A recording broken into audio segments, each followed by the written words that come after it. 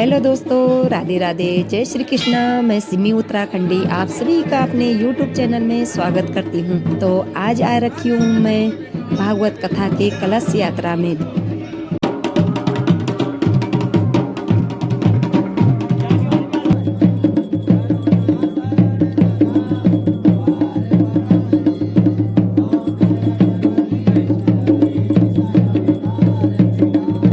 कलश यात्रा खत्म होने के बाद हम लोग जा रहे हैं भागवत कथा सुनने।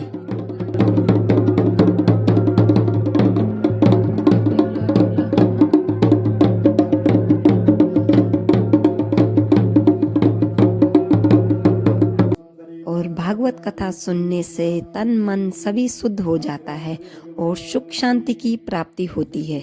और भागवत कथा सुनने से हमारे जन्मों के पाप नष्ट हो जाते हैं।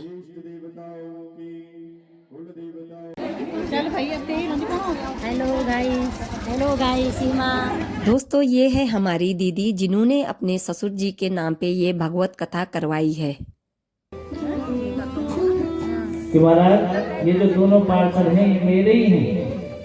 यदि इनसे कोई गलती हुई तो इसका मतलब है मुझसे गलती हुई, इसलिए जो भी दंड देना है मुझे दीजिए। भगवान का इतना सरल स्वभाव है कि अपने पार्षदों की गलती को छुपा करके अपनी गलती बता रहे हैं। और जब इस प्रकार से आज संकालिक ऋषियों को भगवान ने कहा तो संकालिक ऋषियों का जो क्रोध है वो शांत हुआ। संकालिक ऋषियों ने कहा कि जय विजय, यदि हमने तुम्हें श्राप दिया है तो हम तुम्हें आशीर्वाद भी देते हैं कि तुम दैत्य कुल में जन्म तो लोगे किंतु तुम्हारा उद्धार भगवान के ही हाथ से होगा। बोलो जय श्री कृष्ण। जय श्री कृष्ण। आज महाराज इस प्रकार से भगवान के वराह अवतार की हमने कथा सुनी। आज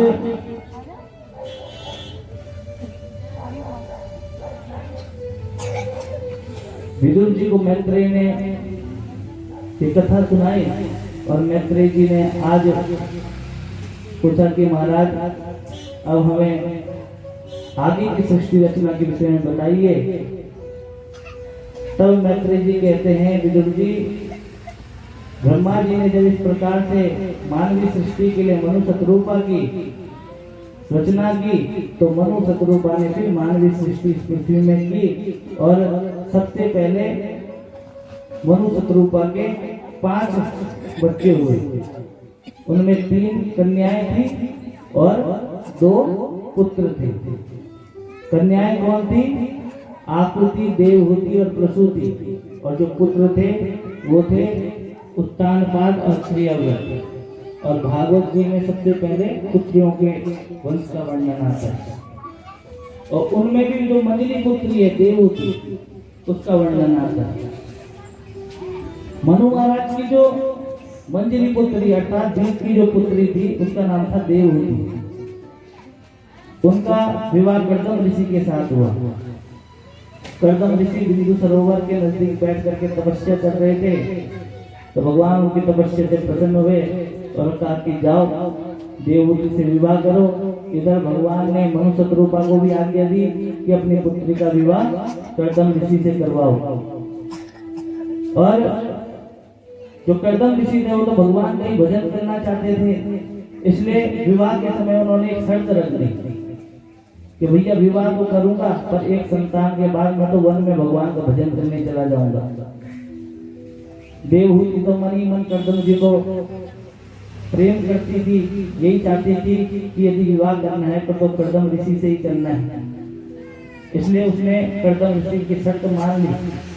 परंतु जैसे ही आज विदा हुआ और मनु शतरूपा अपने राज्य में चले गए तो विवाह होते ही आज कर्दम जी की समाधि लग गई और कई वर्षों तक महाराज समाधि लगी हुई रही। जब किसी कन्या का विवाह हो जाए और उसका पति उसकी तरफ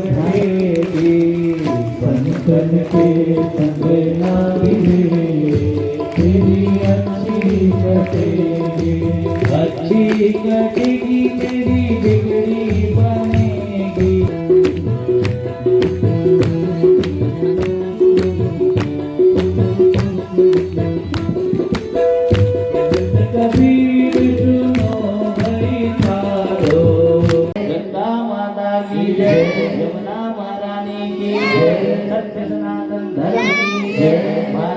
माता की जय, राजराजेश्वरी मैया की जय, काली मैया की जय। कथा खत्म होने के बाद रात को 10 बजे आए हम लोग यहाँ कीर्तन भजन करने।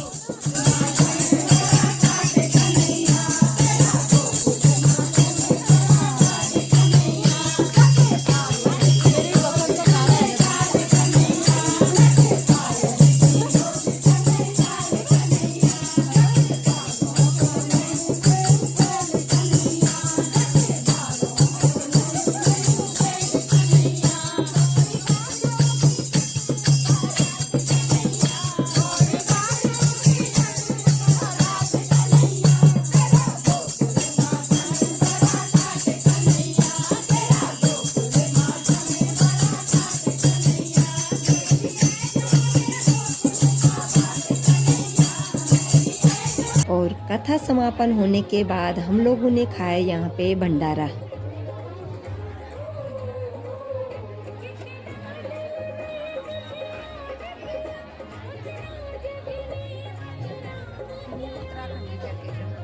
और अगर आपको मेरी वीडियो अच्छी लगी तो लाइक, शेयर और सब्सक्राइब करें।